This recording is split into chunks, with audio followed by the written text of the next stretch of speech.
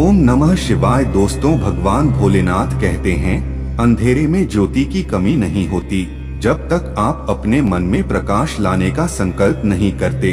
अगर आपका ध्यान शांत है तो आपके जीवन के हर पहलू में सफलता की साधना होगी। जब आपका मन विपरीत परिस्थितियों के बावजूद स्थिर रहता है तो आप वास्तविक शक्ति को प्राप्त करते हैं। उस व्यक्ति को शक्ति दी जाती है जो अपने दुख को जीने का जज्बा दिखाता है, न कि उसे भागने की कोशिश करता है। अब ना सोचो कि आप क्या नहीं कर सकते, बल्कि यह सोचो कि आप क्या कर सकते हो। जो भी हो रहा है अच्छे के लिए हो रहा है। आपका आज का दुख आपके कल का निर्माण करेगा। संघर्ष केवल उस समय होता है जब आप वास्तव में कुछ प्राप्त करने के लिए प्रयास कर रहे हो। जिंदगी की समस्याओं का सामना करना आपकी शक्ति को बढ़ाता है। हार केवल वही होता है जो हम मान लेते हैं। जीवन की भागदौड़ में कभी कभी हम भूल जाते हैं कि हमारी सबसे बड़ी संपत्ति हमारा मन है। अपने मन को शांत और स्थिर रखना जीवन की सबसे बड़ी कला है। बेटा, जितना सख्त बंधन मन आपको दुखी करेगा, उतना ही सुलझाने की क्षमता भी होगी। संघर्ष का सामना करते समय अपने दुख को अपनी ताकत में परिणत करें। हार नहीं, सीखने का द्वार है। जब जीवन आपको नीचे धकेलता है तो आपको ऊपर उठने का अवसर मिलता है। हार आपके दुख को नहीं बढ़ाती, बल्कि आपको अगली बार सफलता की ओर आगे बढ़ने का रास्ता दिखाती है। आध्यात्मिक आदर्शों के आलोक में कठिनाइयों को संभालना एक प्रशिक्षण होता है, न कि कोई सजगता। असफलता और अभाव मानव बुद्धि के बुनियादी संघर्ष हैं और इन्हें पार करने का मार्ग सीखना हमारी सबसे बड़ी शिक्षा है। आपका मन आपके संघर्षों को पार करने की ताकत देता है जब आप इसे सही दिशा में निर्देशित करते हैं। बेटा, जीवन के सबसे महत्वपूर्ण और मजबूत संघर्ष उन्हीं लोगों के लिए होते हैं जो उन्हें जीतने का आग्रह रखते हैं। जीत और हार एक दिशा की दो चेहरे हैं और हर एक चेहरे में सीखने का मौका छिपा होता है। संघर्ष के दौरान हम न केवल अपने आत्मसमर्थन की परीक्षा करते हैं, बल्कि हम भविष्य के सफलता की भी सीख प्राप्त करते हैं। उच्च स्थान पर पहुंचने का मार्ग सीधा नहीं होता, परंतु उसमें संघर्ष की बहुत महत्वपूर्ण भूमिका होती है। जीत वह नहीं है जब आप हारते हैं, बल्कि जीत वह है जब आप अपने दुखों के बावजूद आगे बढ़ते हैं। असफलता के बाद भी आगे बढ़ने वाले व्यक्ति को ही वास्तविक विजयी कहा जा सकता है। अगर आप आगे बढ़ना चाहते हैं तो कभी पीछे मत घूमिए। विपरीत परिस्थितियों के बावजूद आगे बढ़ने का इरादा होना ही सच्चे साहस का प्रमाण होता है। जब आप आपकी आस्था और आत्मविश्वास के साथ मुश्किल समयों में खड़े होते हैं तो आप अद्भुत सामर्थ्य की खोज करते हैं। असफलता के बावजूद आगे बढ़ना और विजय प्राप्त करना वह विशेष गुण है जो सच्चे उत्साही को ही मिलता है। बेटा, अपने मन को शांत करने का एक सशक्त उपाय है अपने विचारों को परिवर्तित करना। जब आपका मन व्यग्र होता है तो अपने आसपास की प्राकृतिक सौंदर्य को ध्यान देने से आप शांति का अनुभव कर सकते हैं। जब आपके आत्मसाक्षी का ध्यान अच्छी तरह से विकसित होता है तो आप अपने मन को हर समय शांत रख सकते हैं। ध्यान और मेधा का अभ्यास करने से हम अपने मन को व्याकुलता से मुक्त कर सकते हैं और शांति का अनुभव कर सकते हैं। शांति का अनुभव करने के लिए हमें अपने मन की गहराई में चुप्पी को खोजना चाहिए। विजय सफलता का अंतिम प्रतीक नहीं होता। असफलता के बाद भी अब और नए प्रयास करने का आग्रह होना विजय का सच्चा रहस्य है। अगर आपका मन आपकी साथ नहीं है तो आप कहीं भी सफलता नहीं पा सकते। वह व्यक्ति जो अपने सपनों को हार नहीं मानता, वह हार नहीं सकता। जीवन के सबसे महत्वपूर्ण प्रार्थनाओं में से एक यह है कि हम कभी नहीं हारें और कभी भी मुड़े नहीं। सच्चे संघर्ष में हम अपनी असली शक्ति को पहचानते हैं और वही हमें आगे बढ़ने की सामर्थ्य प्रदान करता है।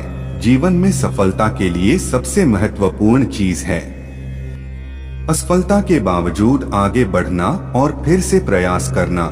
जीवन की सबसे बड़ी सफलता हार जाने के बावजूद फिर से आगे बढ़ने की क्षमता होती है।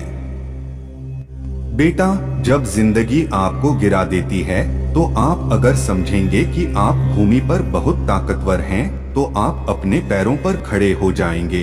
हर सफलता के पीछे असफलता का अनुभव होता है।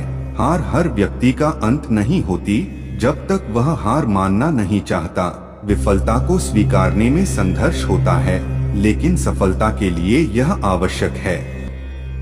विफलता सिखाती है, सफलता और उन्नति का मार्ग दिखाती है। व्यक्ति का असली स्वरूप उसकी प्रतिभा, उत्साह और साहस में प्रकट होता है, जो वह मुश्किल समयों में दिखाता है। जीवन में सबसे बड़ी सफलता अपने दुहक को व्यवस्थित और जीत लेना है। असफलता वही लोगों को तोड़ती है जो अपने सपनों के पीछे लगे रहते हैं। सफलता उन्हें तैयार करती है जो सपनों के पीछे नहीं भागते हैं।